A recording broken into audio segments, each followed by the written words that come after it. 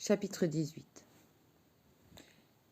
Dans un grondement sourd, la grosse péniche passa tellement près du bateau qu'elle aurait pu l'effleurer.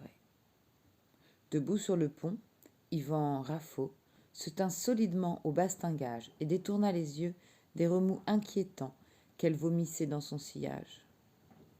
Le roulis qui s'ensuivit ne fit qu'accentuer l'angoisse qui l'étreignait, et instinctivement, il repéra la bouée la plus proche. L'odeur des fumées de gasoil s'ajouta à celle de l'eau vaseuse agitée par la péniche.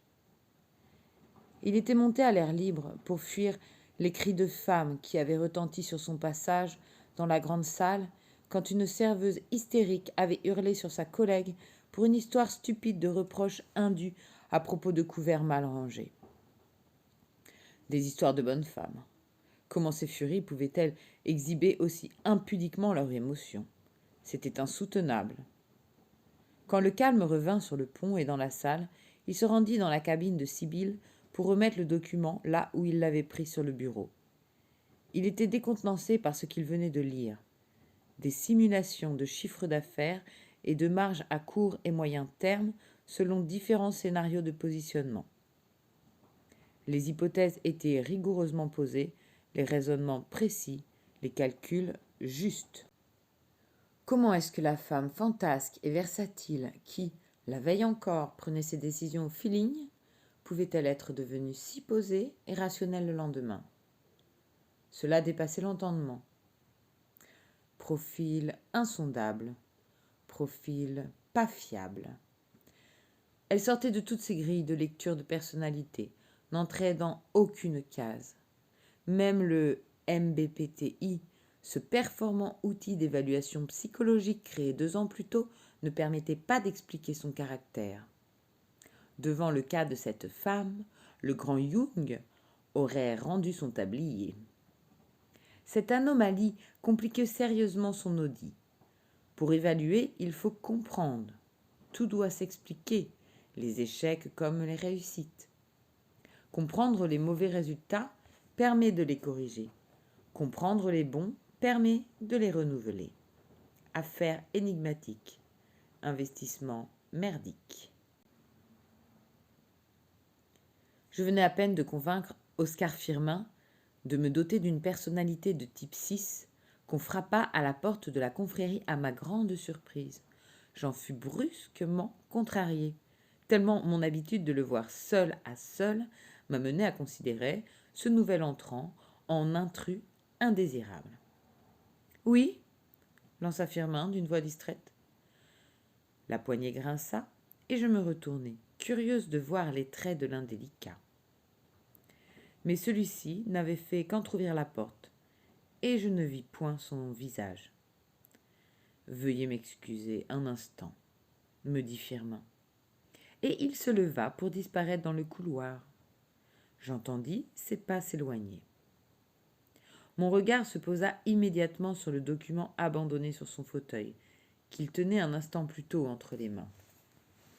C'était une sorte de cahier très ancien, avec une couverture sombre, de cuir souple, ornée de vieilles enluminures en partie effacées. J'hésitai un instant, puis me levai d'un bond afin de pouvoir en lire le titre. Écrit dans une langue et un alphabet bizarre, il ne m'évoqua absolument rien, et je sortis de ma poche mon calepin dont je détachai le crayon pour recopier à toute allure et du mieux que je pus. De nouveau, les pas dans le couloir. Je glissai le calepin dans ma poche, enclenchai le dictaphone et me rassis. « Je vous prie de m'excuser, » dit Firmin en venant se rasseoir. « Je vous en prie. Installez-vous confortablement et détendez-vous. » Dans quelques minutes, ma personnalité aurait encore changé et j'aurais fait un pas de plus dans la découverte du modèle de la confrérie. Le monde qui m'entourait était trop complexe pour moi et y évoluer au milieu des autres me pompait toute mon énergie. Plus je connaîtrais le modèle, mieux je comprendrais les énergumènes qui m'entourent et saurais m'en sortir dans la vie.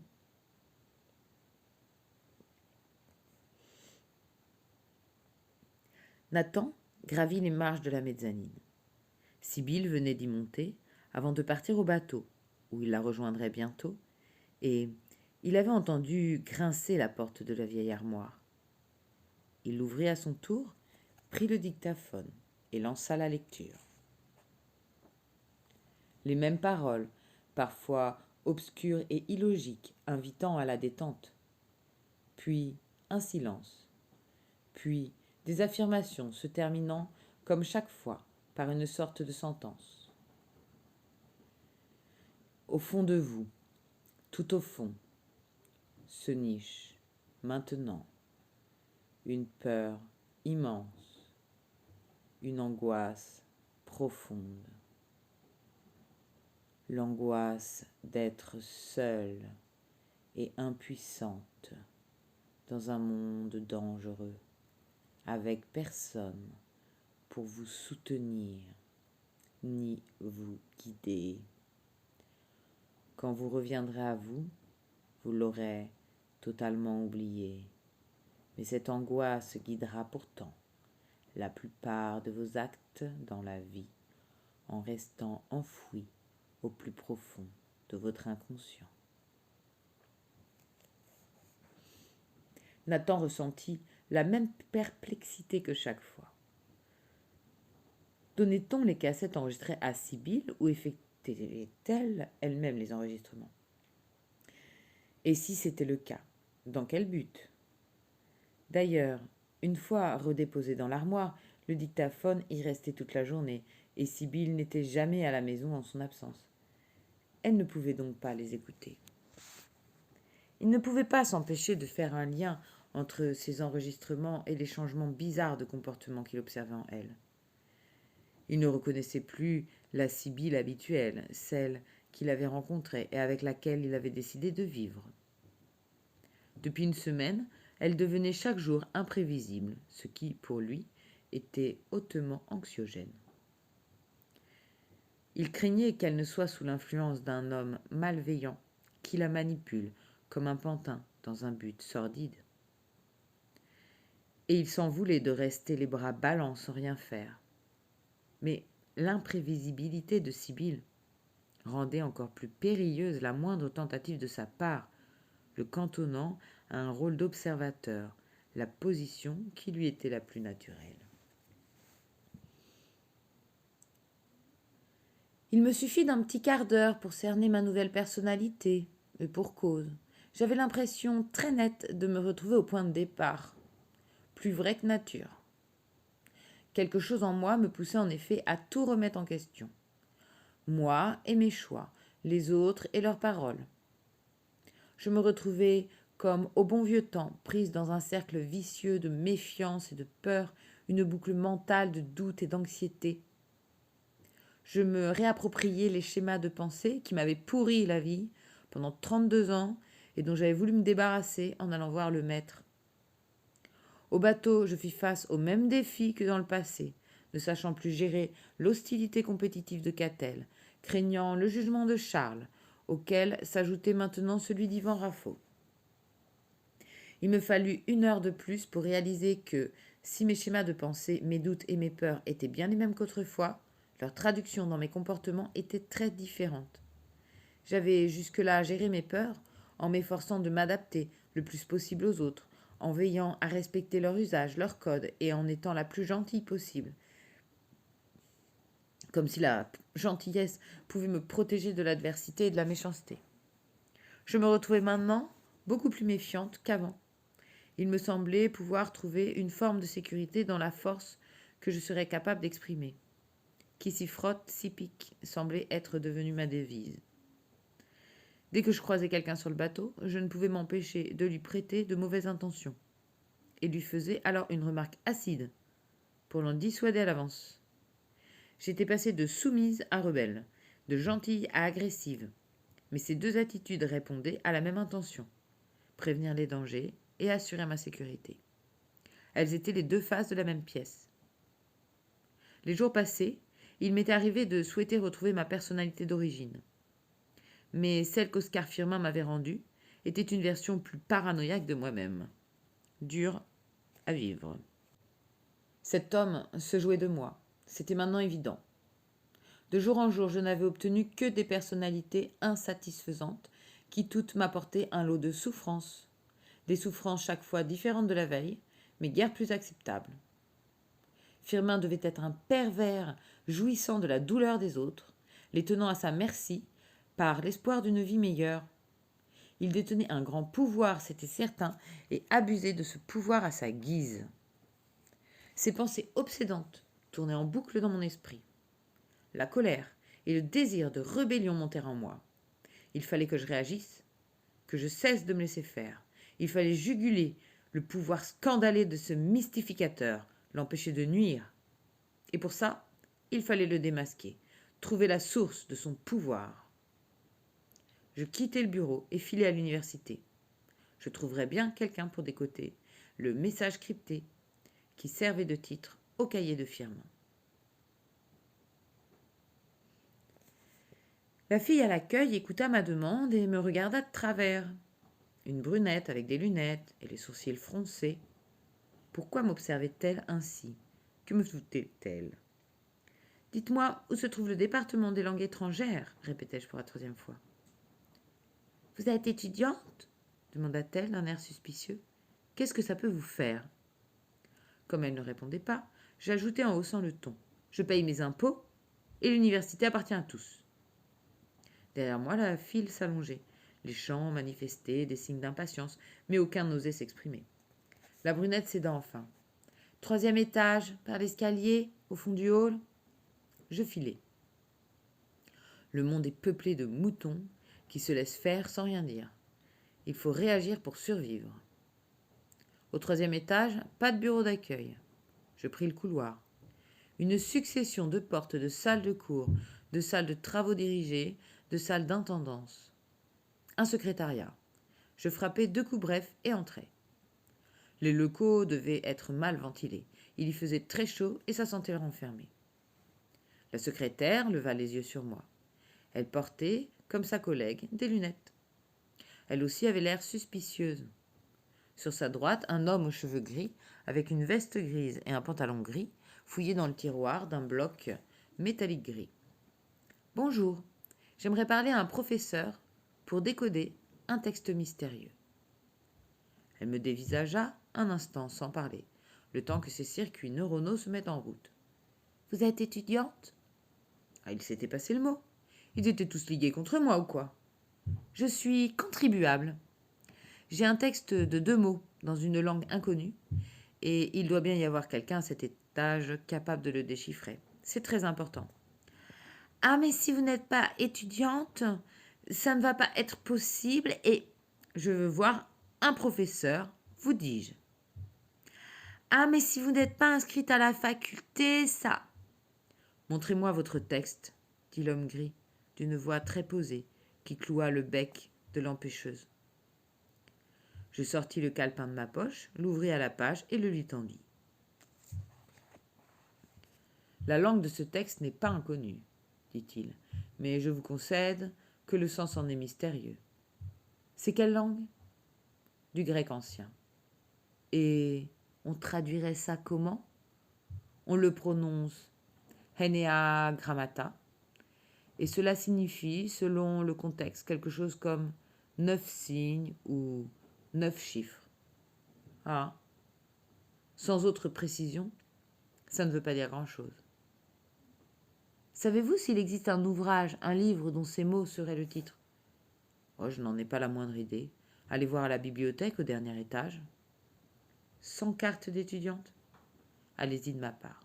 Professeur Delamarre. Faites-moi appeler si vous rencontrez de la résistance. Oh, merci beaucoup, merci. Je filai dans le couloir, gravis les escaliers 4 à 4 et arrivai essoufflé à la bibliothèque de la faculté.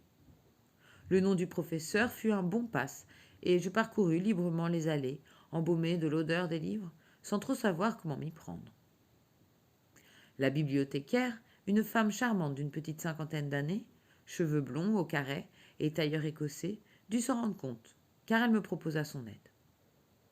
Je lui fis part de ma recherche d'ouvrages traitant de tout ce qui pouvait toucher de près ou de loin à la personnalité en lien avec 2 mots grecs, Enea grammata.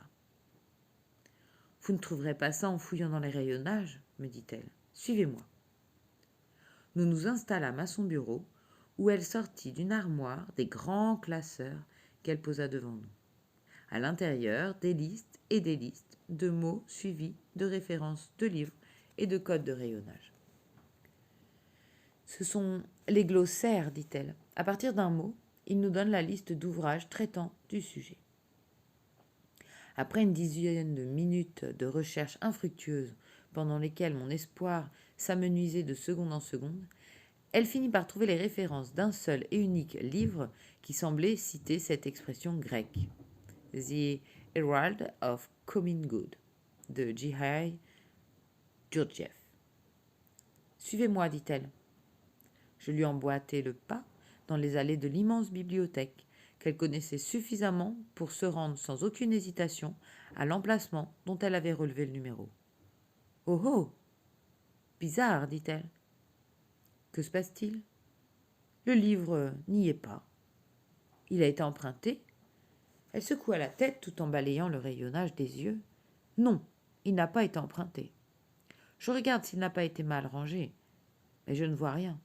Venez, suivez-moi. » Nous retournâmes à son bureau et elle consulta ses dossiers quelques instants.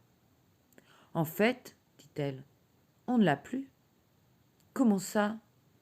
Il avait été référencé à la bibliothèque à sa publication en 1933, mais je viens de lire que peu après sa parution, l'auteur l'a fait retirer de la vente et a exigé le retour de tous les exemplaires diffusés.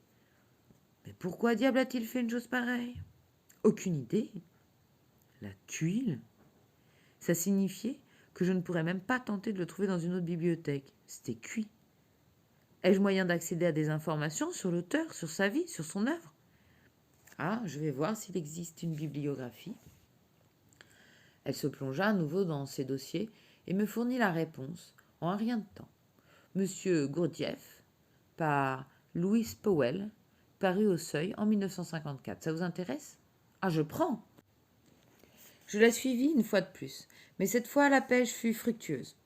Et une minute plus tard, je me retrouvai assise à une table près de la vitre, à côté d'une étudiante qui se triturait le lobe de l'oreille en consultant un énorme pavé de linguistique. Je parcourus le livre de Powell en diagonale, dans l'espoir d'y trouver quoi que ce fût en lien avec le modèle de la confrérie des Keïa. Georges Ivanovitch Gurdjieff était un Arménien contemporain de Freud, passionné d'abord par la science, puis les sciences occultes. Il fit de grands ouvrages à la recherche d'enseignements ésotériques en Inde, au Tibet, en Asie centrale et dans le bassin méditerranéen, finançant ses périples par des affaires plus ou moins frauduleuses qui le rendirent millionnaire. Il aurait eu des contacts avec des lamas tibétains, des soufis naqshbandis, et aurait retrouvé la trace d'une ancienne confrérie, Sarmouni, au Turkestan, auprès de laquelle il aurait acquis des secrets de transformation intérieure. Il était apparemment impossible de savoir la vérité sur son parcours, tant le personnage apparaissait comme un fabulateur. En tout cas, il créa à Moscou un institut pour divulguer ses enseignements à un cercle de disciples qui l'attira à lui. La révolution russe l'amena à fuir dans divers pays européens pour finir en France, où il créa son institut dans un ancien prieuré qu'il acheta près de Fontainebleau en 1922. Cela tomba à une période particulière où de nombreux intellectuels en pleine crise existentielle étaient en quête de sens dans leur vie, en quête d'éveil spirituel. La démarche proposée par Gurdjieff eut un écho certain, et nombreux furent ceux qui le rejoignirent. L'écrivain anglaise Catherine Mansfield et par la suite le philosophe français Jean-François Revel furent du nombre de ceux qui se laissèrent convaincre. Gurdjieff imposait à ses disciples une discipline très dure, visant selon lui à les libérer de leur personnalité superficielle pour faire émerger leur être essentiel. Il révélait à chacun ses caractéristiques clés, pivots de son ego.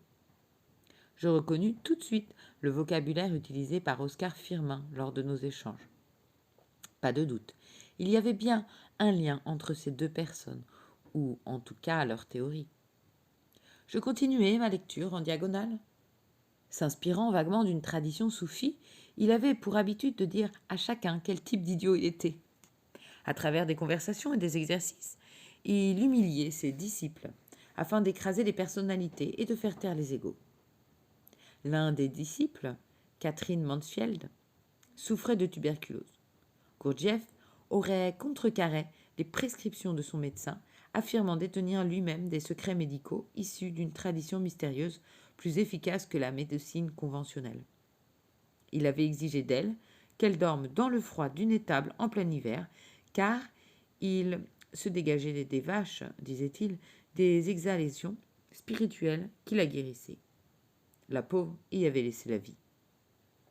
Powells, que les actions de Gurdjieff avaient lui-même rendu très malade, concluait en ces termes. Je dis que, pour certains, l'expérience Gurdjieff, qui est la grande tentation, a ouvert et risque d'ouvrir encore les chemins de la maladie, du lit d'hôpital et du cimetière. Gurdjieff mourut à plus de 80 ans à l'hôpital américain de Neuilly, entouré de ses disciples. Juste avant de s'éteindre, il les regarda tranquillement, puis il leur dit, un sourire énigmatique aux lèvres, « Je vous laisse dans de beaux draps. » Je refermai le livre, effondré. C'était pire que tout ce que j'avais pu imaginer, et pourtant mon imagination était fertile, dopée par mes peurs. J'étais tombée dans l'orbite d'une secte d'autant plus dangereuse qu'elle était secrète, totalement inconnue du grand public. Ma seule consolation fut de me dire que de grands intellectuels s'étaient eux aussi fait prendre dans ce genre d'organisation, mais cela ne me rassurait en rien sur mon devenir. Il fallait trouver une solution, mais laquelle? La police? Que leur dire? Qu'Oscar Firmin avait volé ma personnalité? Il m'expédierait directement à l'asile.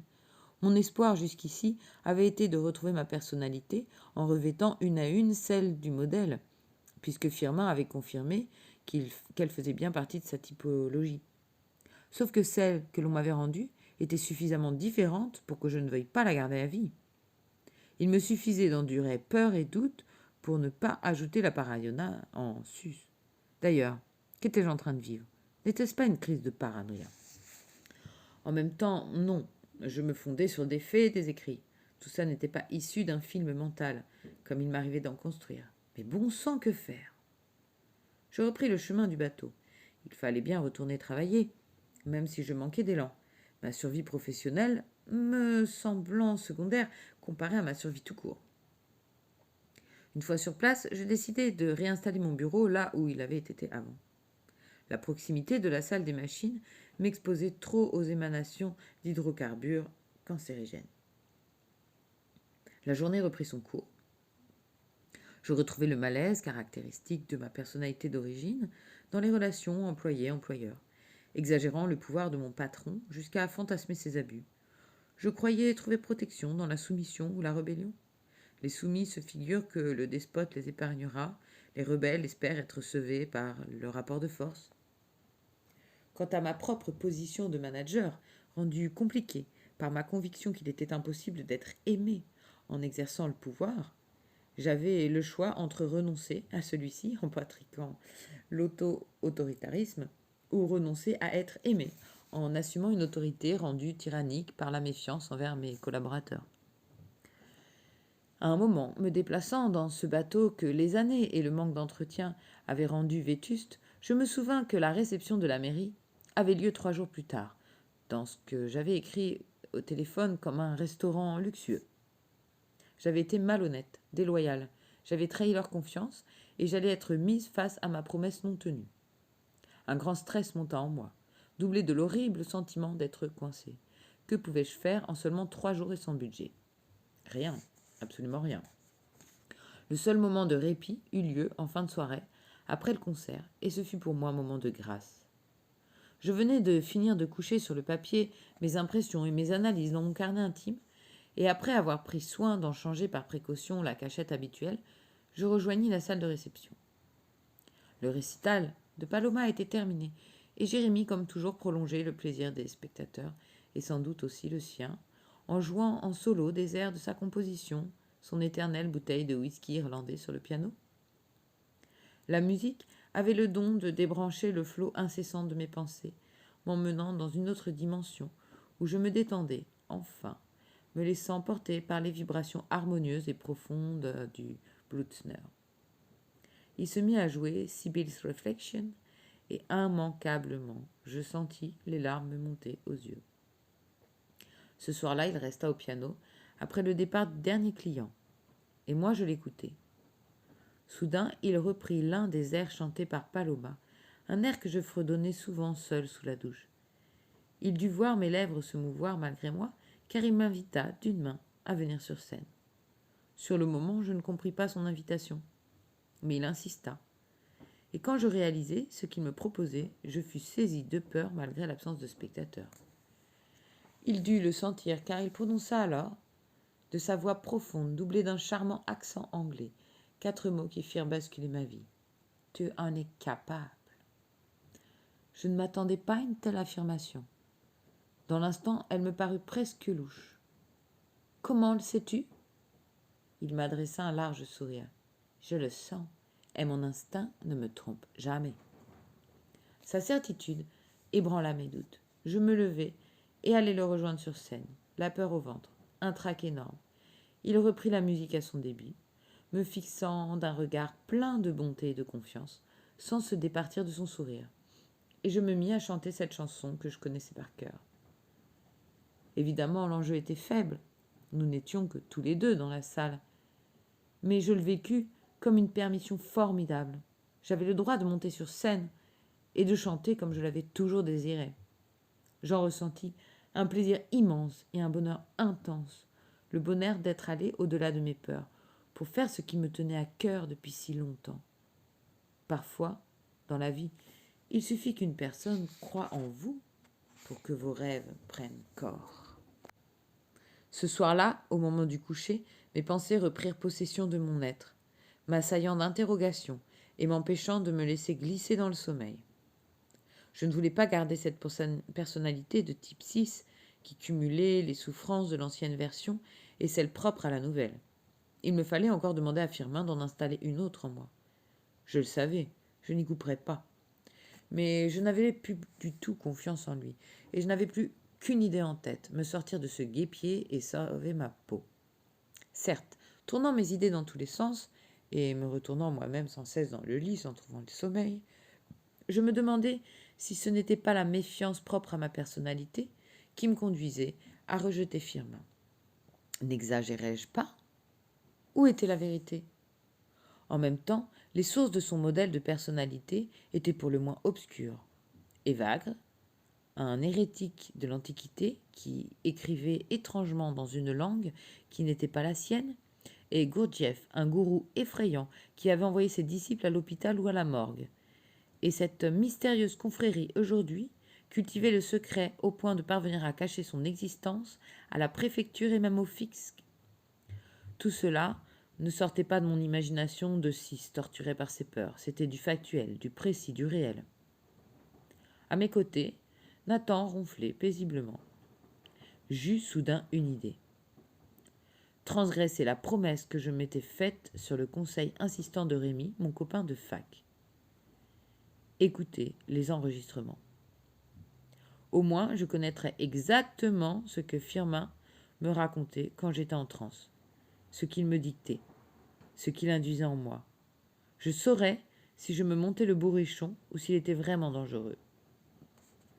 L'envie me démangeait d'écouter ça sans attendre, là, maintenant, tout de suite, mais c'était totalement impossible. L'armoire de ma grand-mère était à 1 mètre du lit et ses vieilles portes grinçaient horriblement.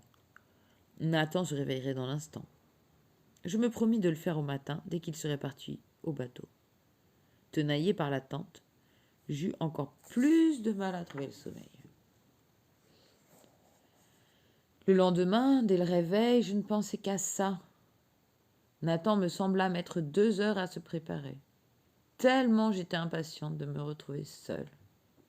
Quand enfin il referma la porte de l'appartement et que par précaution j'attendis de le voir par la fenêtre disparaître au coin de la rue, je me précipitai sur la mezzanine, ouvris la porte de l'armoire et saisis le dictaphone soigneusement caché sous une pile de t-shirts et de torchons.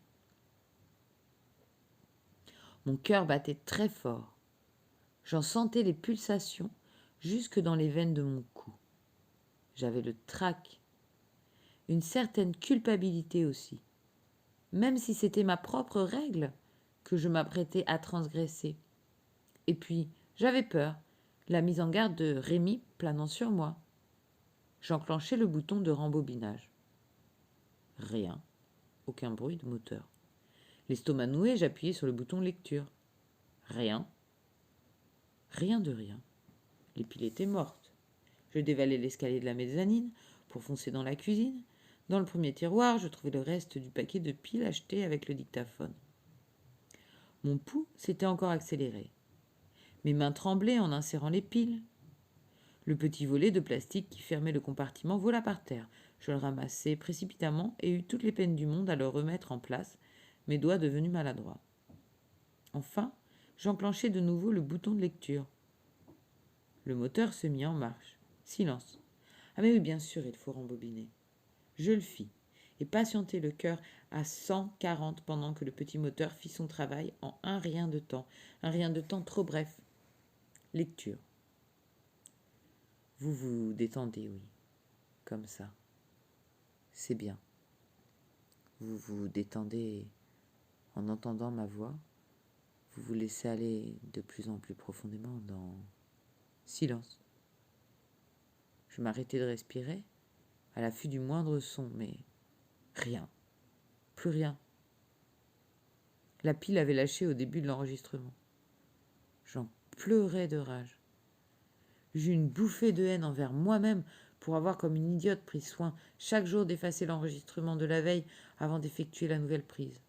J'avais eu peur que le son ne soit de moins bonne qualité s'il se gravait par-dessus l'ancien. Encore une peur. Des peurs, des peurs. Les peurs gouvernaient ma vie, même sur des détails. Je dus boire un grand verre d'eau, sécher mes larmes et me calmer avant de partir. Cet incident avait au moins un bénéfice. Il me confortait dans ma décision de passer au type 7. Et cette fois-ci, j'écouterai l'enregistrement, quoi qu'il advienne.